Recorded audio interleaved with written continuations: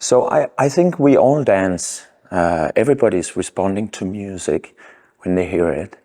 Obviously, classical ballet is a very specific and refined form of dance, but I think it's one we can relate to somehow. I think the vast majority of people, when they dance, it comes from a place of joy, of happiness.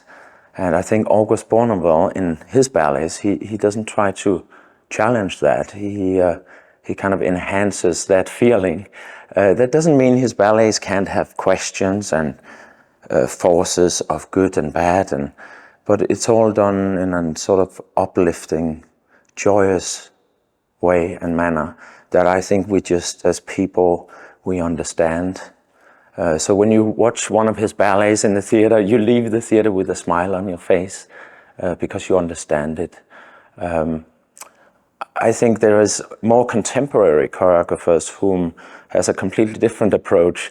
When you go and see their ballets, you see dancers on stage and they suffer and they struggle, and you sometimes leave the theater and you might feel more depressed than when you entered the theater, or you might walk out of the theater thinking that your own life is not so bad after all.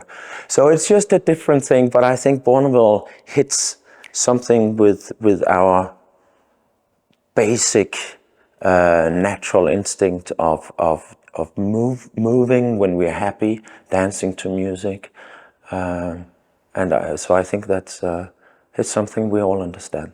When you stage an already existing piece of work, in this case Napoli, and I'm making Napoli 1841, so it's a little bit different. Obviously you are, it's always a balance, as a creator. You want to stay true to a style, to the choreography as you know it, but at the same time, for things to live, they have to grow, they have to develop, they have to evolve.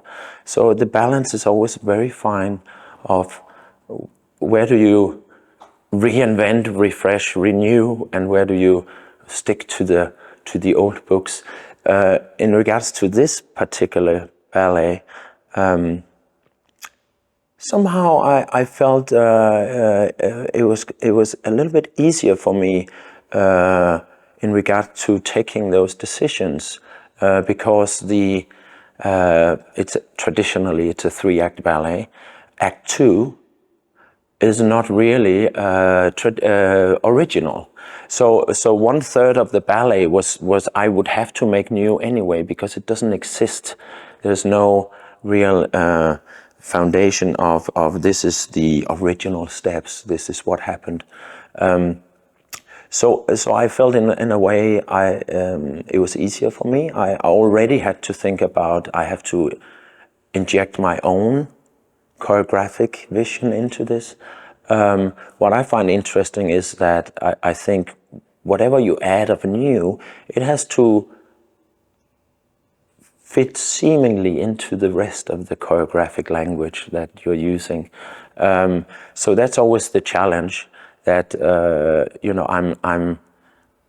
yes, I will make a step as Johan, the choreographer, but still I'm at the service of somebody else's overall choreographic language. So it's always an interesting balance. I think it also depends on where you are, for what company you're doing a production.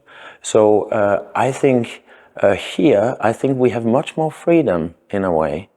Than if we were back in Denmark, that is sort of the home of Bournonville ballets. So I think I would probably feel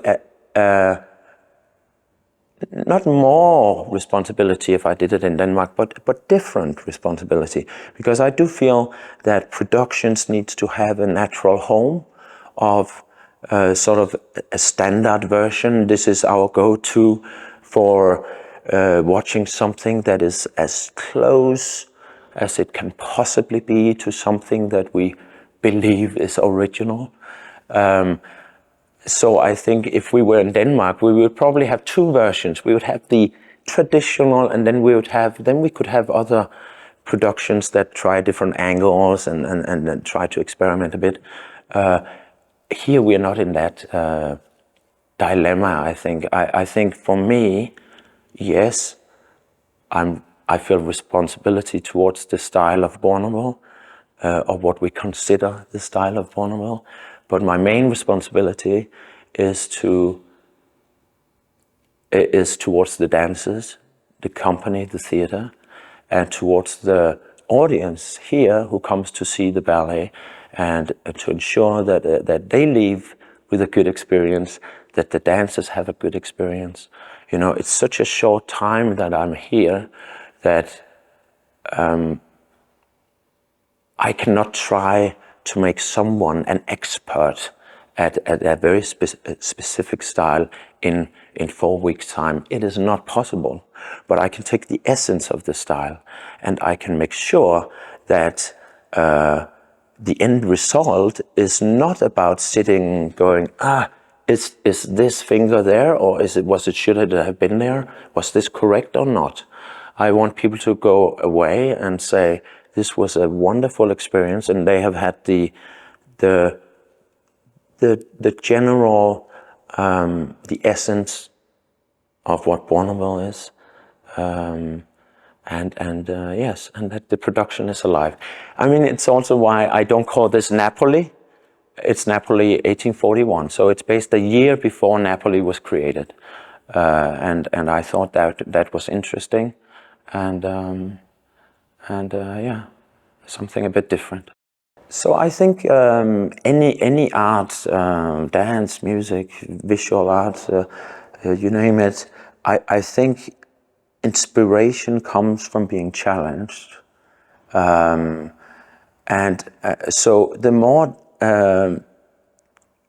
diverse input you can get in terms of who you are working with, where these dancers are coming from. Here we have many nationalities, different training methods, different educations that are coming together, and we need to kind of find a common language that sort of at least makes it look like we all come from the same part of the world. I think it's always interesting because these different energies, you know, not two people are the same. And I think, especially in Bonneville's ballets, which differ somewhat to other traditional classical choreographers, it's not so much about a unity in a physical sense as it is a unity in spirit. So actually one of the of the main strength of Bonneville's ballets is the individuality that lives within it. It's the forces of different personalities, trying to coexist in the same time. So it's a different thing. It's not about 24 physically aligned corps de ballet members that create one beautiful picture. It's about the general feel. It's the energy. So I think actually, I see it only as a plus that we have different nationalities, different schools here. I don't know if you've been to Napoli, but it's a melting pot of just like the energy is just overwhelming, it's funny because Napoli, the city and the whole area is one of my favorite places on earth. I've been there quite a lot. I've been to Naples a lot. I've danced a lot at San Carlo.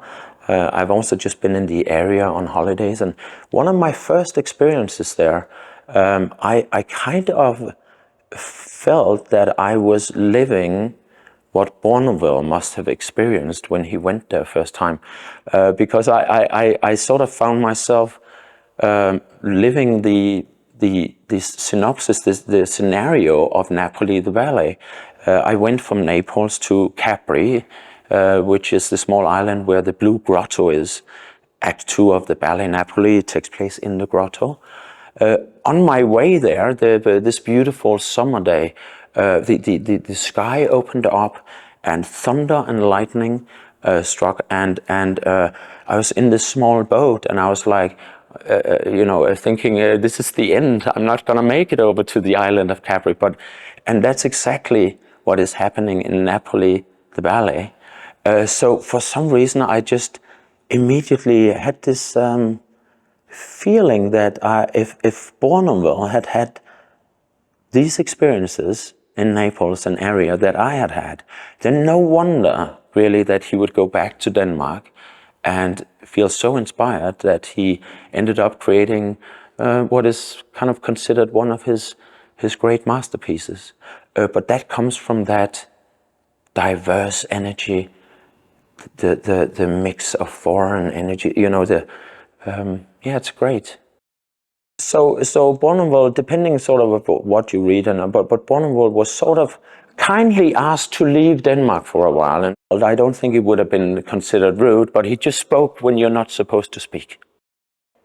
But Bournonville was kindly told to please leave Denmark and for 1 year, and Bournonville went to Italy and sort of semi-forced, and it is quite in hindsight how wonderful that being semi-kicked out of Denmark, he went to Napoli and ending up creating his best work. It also goes to show that sometimes as a creator, as an artist, if things are too comfortable, if things around you is too perfect, if you feel too good, then you're probably not going to go to the places where you're going to create something that is just extraordinary. I think as artists we have to be challenged. We have to challenge ourselves, but the environment also plays a huge part in what we create and how we, I guess for all of us, how we exist, how we evolve as people. It's funny how, in today's classical ballet environment, we think of Bournonville as being very unique. And that's obviously great if you come from Denmark. I come from a place of incredible uniqueness. But if you go back and you see some of the earliest recordings that we have of dances from other countries, from other cultures, there are dances from Russia, and you look at how they dance, and you go, oh, I recognize this. This is kind of Bournonville. Maybe that arm is a little bit different, but the legs is doing the same. This is what I know from Denmark. And I don't know. I mean, some people won't like me for this, but I feel perhaps what makes Bournonville really unique stylistically is the fact that his choreographies kind of survived, but that in fact that way of dancing was perhaps more universal at the time that he was dancing and choreographing. So perhaps people used to dance kind of like that way in different parts of the world, and over the years, some countries have just evolved into put more focus on certain elements, and in Denmark, some of these ballets, not all of them exist, not all of them we can say are original, but some of them were really passed on. They were never really out of the repertoire for very long, so the dancers, the generation passed it on to the next generation. So that's how they survived And then I think nowadays, which often happens when you have a style, you almost over try to translate that style into rules. You know, your arms has to be there, and then you go back again to earlier videos and you go, well, the arms weren't there. The arms were just so. Quite often it happens that I guess that's how we are as people. Everything has to fit into a box. Then we know what is right and what is wrong. And I think so styles, they become more, you know, smaller and smaller and smaller. And we are not, there's the room for interpretation is slowly shrinking. And so that's the danger. And that is something that I do not believe in. Again, we are artists now. We have to make this choreographic work on us. It has to look natural, organic on us, and so some freedom will have to live within the general framework of a style. So I think there is a reason why some of these traditional old classical ballets, they are still being performed today, and I think it's because there is a value, there is lessons, there is something fundamental in the stories that they are telling that works regardless of time, regardless of place. We understand, and we can relate to. We can see part of our own life within these stories. I think a lot of, but that's normal. But a lot of contemporary art is playing more on using. Okay, let's use the music that is popular now. Let's use the graphic, scenic elements that are in fashion now. Let's create something exciting. So that's a different kind of energy being created, and it is exciting. You go in and this was, but the story that's actually being told on stage does not necessarily have a long lifespan.